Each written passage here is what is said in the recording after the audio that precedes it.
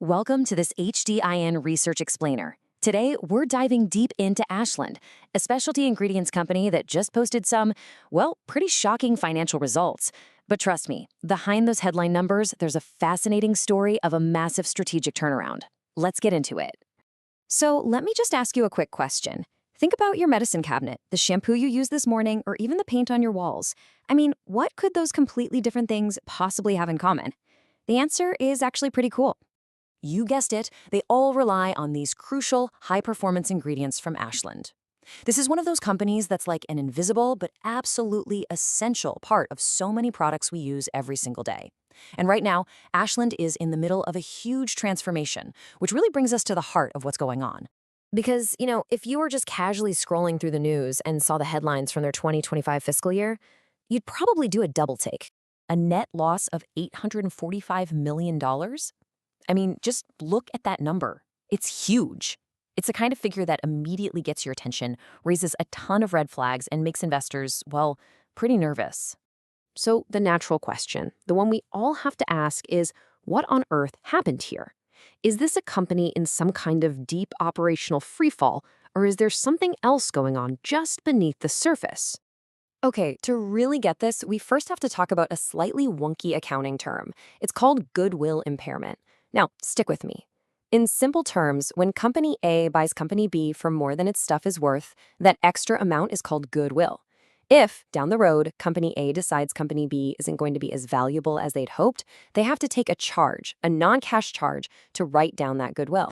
And here we go. A massive, whopping $706 million of that total loss was exactly that, a non-cash goodwill impairment. This one single accounting move makes up almost the entire scary headline number. So, and this is the most important part, this wasn't $706 million of actual cash walking out the door. It was an accounting adjustment. Our lead analyst here has a great way of describing this. They called it a financial bath. It's this deliberate one-time move to basically wipe the slate clean, to cleanse the books of all the burdens from a past era of buying up other companies. So this totally reframes the story, right? What looks like an absolute disaster on the surface is really a calculated, strategic reset. But hold on, that's not the whole story. Let's peel back one more layer. Now, it wasn't just the big accounting charge. The company's actual sales, their revenue, also dropped by $289 million. And okay, that might seem like more bad news. But again, it's just not that simple. You have to look at why that revenue disappeared. And what's really fascinating here is that a huge chunk of this sales decline was, well, they did it on purpose. It was totally intentional. They've been actively cleaning up their portfolio. They sold off their nutraceuticals business, they sold their avoca business, and they pulled way back from some lower profit products. All told, these deliberate moves account for about $208 million of that sales drop. So think of it like a strategic workout for the company. It was a conscious choice to trim away the lower margin fat, the parts of the business that weren't pulling their weight, so they could focus everything on building up their higher profit muscle. All right, so after trimming all that fat, what's left? What does this new, leaner, more focused core business actually look like? Let's take a look. After all this optimization, the company's focus is now crystal clear. You've got two main segments: life sciences, we're talking ingredients for pharmaceuticals, and personal care, think the stuff in high-end skincare. Together, these two now make up a combined 67% of the entire business. That's a huge strategic concentration. And this slide right here, this is the aha moment. This shows you exactly why they made that choice. Just look at the profitability. The adjusted EBITDA margin, which is a key way to measure how profitable the operations are, is an incredible 30.1% for life sciences and 27.4% for personal care. These are the cash cow businesses that now form the real heart of the new Ashland. But, no company is an island. Even with a really strong core business, Ashland has to navigate a super complex global environment. And that presents some pretty big risks, but also some potential opportunities. They're definitely facing some serious headwinds. Things like geopolitical instability and changing trade policies, especially tariffs, create a lot of uncertainty and could drive up their costs.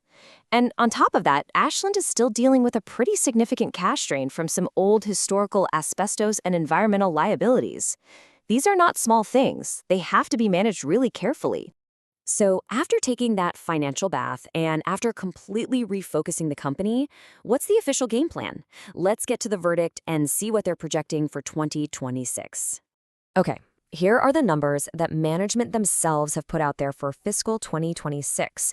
They're guiding for a return to growth with sales up 1 to 5%. They're projecting adjusted EBITDA between $400 and $430 million. But the real kicker is this. They are forecasting double-digit growth in adjusted earnings per share. That's the payoff they're expecting from all this painful restructuring. And for investors, this is the bottom line. When you crunch all those numbers, their official guidance points to an adjusted earnings per share somewhere between $5.50 and $6 for the 2026 fiscal year. Which really brings us back to the central question, doesn't it? After all the write-downs, the business sales, and this intense strategic refocusing, is Ashland's big bet on a leaner, meaner future actually going to pay off?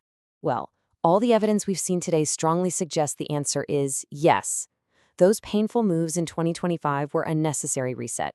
And now that 2026 guidance is painting a very clear picture of a more focused, a more resilient, and ultimately, a much more profitable company that's emerging from all this change.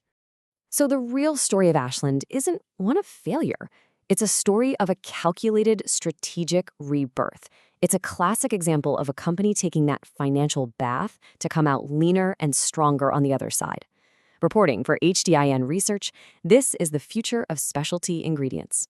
For a much deeper dive into the numbers, you can always visit us at www.hdinresearch.com for the full 10K breakdown.